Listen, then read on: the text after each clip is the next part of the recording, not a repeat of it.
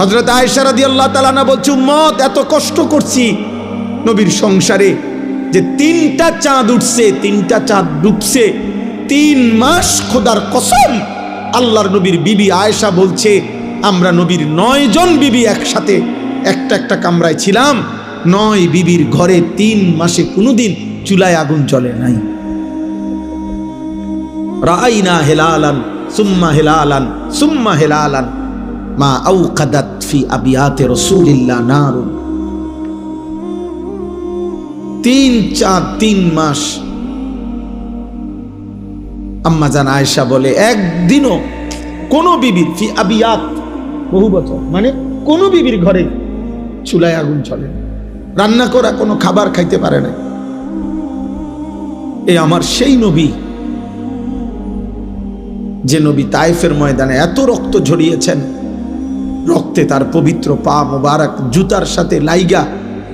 হযরত যায়েদ ইবনে হারেসা, যিনি নবীজির পালক পুত্র ছিলেন, সাথে ছিলেন, তিনি বলছেন, আমি তায়েফের রক্তের কারণে নবীজির পা থেকে জুতা খুলতে পারতেছিলাম না। নবীর সবচেয়ে বড় অন্যতম দুশমন উতবা, মক্কার কুরাইশ কাফের নবীজির বিরোধিতাকারীদের মধ্যে অন্যতম যারা ছিল, আবু জেহেল, আবু লাহাব, উতবা।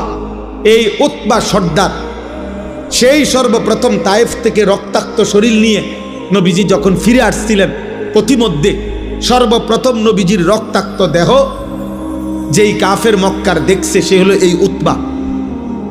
কিতাবে আছে, এই উতবা প্রথম নবীর রক্ত মাখা এই দেহ দেখা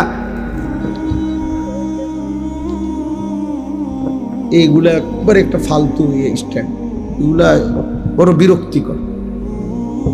সব সময় এগুলো লড়ে সরে বেরোয় ভাই, বদলাই নেবেন আপনি, কোম্পানিতে বাদ দিয়ে দেন। এই দেখেন এবার আমনেরও বেতন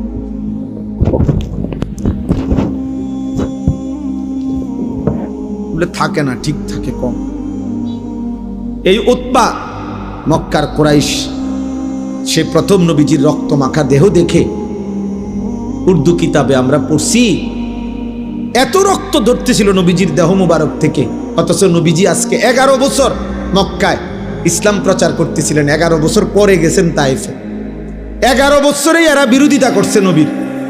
কিন্তু উতবা এই কিতাবে লিখছে, উতবা চিৎকার করে কাইন্দা দিছে, আর চোখের পানি ফেলে উতবা বলছে, তায়েফবাসী এটা কি করলি আমার ভাতিজা,